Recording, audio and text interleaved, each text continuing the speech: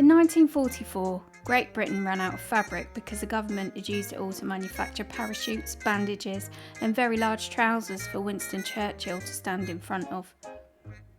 To prevent the civilian population from going to work completely naked, which historians agree would have caused a massive delay to the local bus timetables, the Ministry of Supply introduced the utility clothing scheme.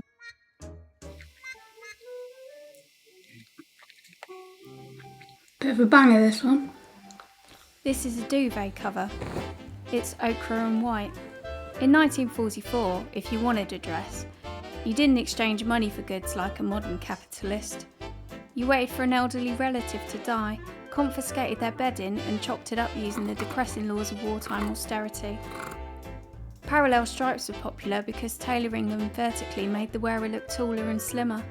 This was a clever optical illusion designed to hide the fact that you had been living on a diet of boiled cabbage and psychological trauma.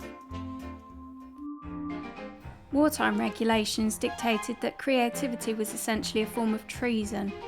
If you added a decorative frill to a sleeve, you were legally siding with the Axis powers.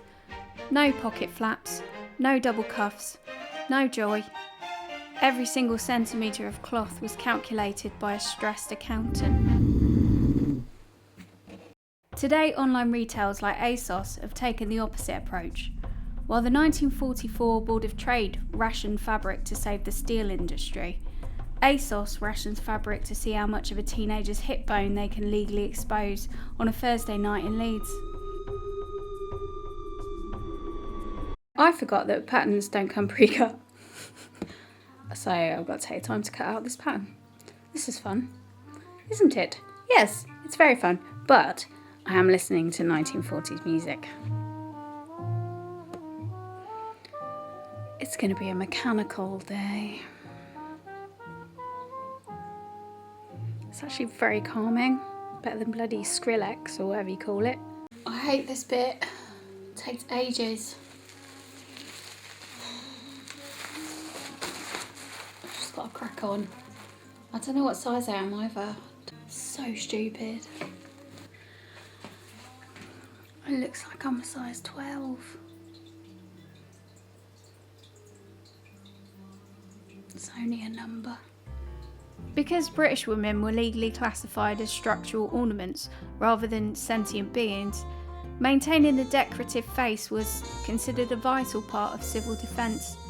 If a female allowed her skin to look tired due to constant aerial bombardment, it was viewed as a victory of fascism.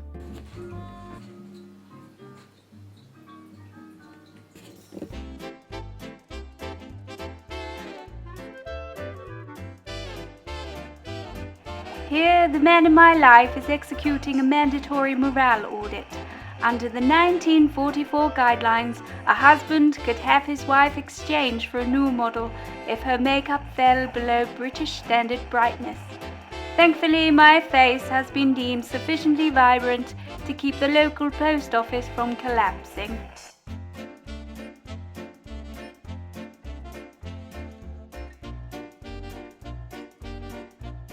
Bad boy for me, mate.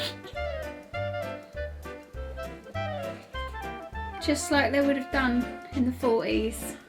Because the 1940s was an era of intense consumerism, households often possessed different models of the exact same object. Here I have two hand-cranked Singer machines. They operate on identical software, which is to say, steel needles that go up and down until your thumb gives out. This standard model is finished in a depressing industrial black, designed to remind the user of their own mortality. But this second model features a premium Sphinx upgrade. It's ordained in gold hieroglyphs and an illustration of an Egyptian pharaoh. In the 1920s, British citizens became obsessed with ancient tombs, primarily because they were looking for new places to store their biscuits. Singer included these pharaoh illustrations to give the working class dressmaker a sense of royal luxury. It was the 1940s equivalent of buying an iPhone in rose gold.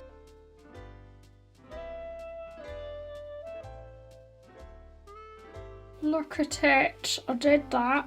I did. because the British government didn't trust women to operate a steering wheel and a foot pedal at the same time, the hand crank machine was invented. This required the female to use one hand for sewing and the other to constantly spin a heavy iron wheel as if she were trying to start an old tractor. It was widely feared that if a female looked directly at mechanical gear for more than 3 seconds without male supervision, her uterus would fly out of her mouth. Manufacturing a single seam on an ochre duvet required the same physical exertion as rowing a Viking longboat.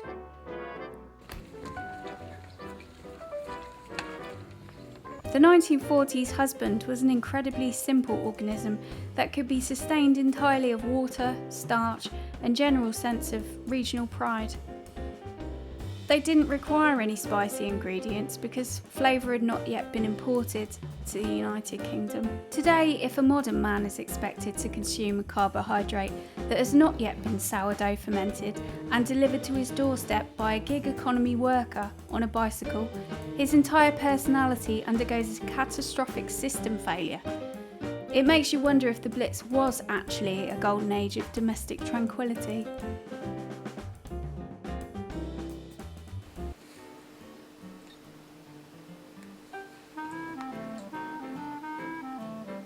I don't see this at all.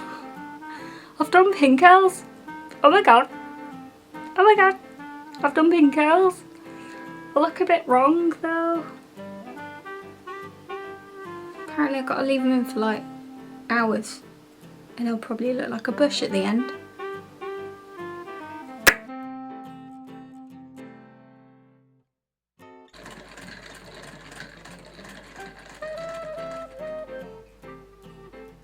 Nearly there, nearly there.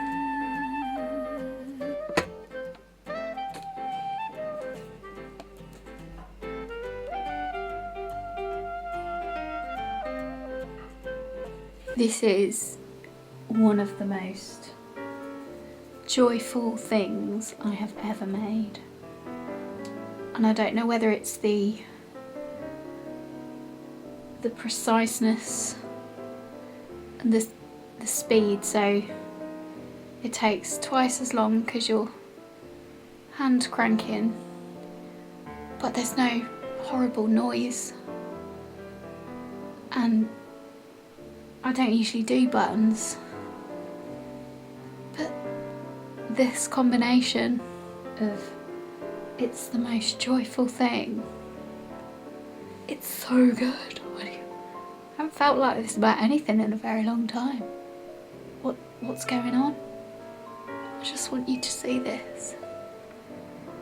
I have to zoom in on, like, look. It's just bloody Marv. Bloody fantastic. Just the whole shebang really. I hope it fits me, because probably got too fat for it.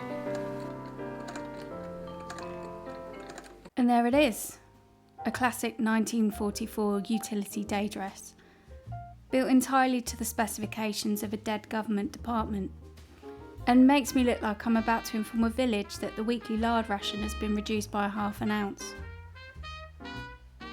Ultimately, wearing a 1944 dress made out of a bedsheet forces one to contemplate the transient nature of human progress. In the mid-20th century, humanity fought a global war against darkness, and our ancestors celebrated victory by ensuring every citizen had a durable coat that would last a decade. 80 years later, we've used that hard-won freedom to build an economic system where a computer algorithm convinces an 18-year-old to purchase a paper-thin nylon skirt that will end up in a Chilean landfill before their next period. It makes you realise that progress isn't a straight line moving upward towards alignment. It is a giant circle, spinning around and around, much like the heavy iron wheel on a Singer sewing machine, operated by a population that has completely forgotten how to make things, but has thoroughly mastered the art of complaining about the delivery time. Wartime clothing rationing eventually ended in 1949, allowing people to once again buy socks that didn't have holes in them. Decades later, ASOS would reinvent the concept of rationing by charging people double the price for garments that have already been shredded by what appears to be an angry badger. Join me next time when I travel to a different decade to find something else to be profoundly annoyed about. Like and subscribe.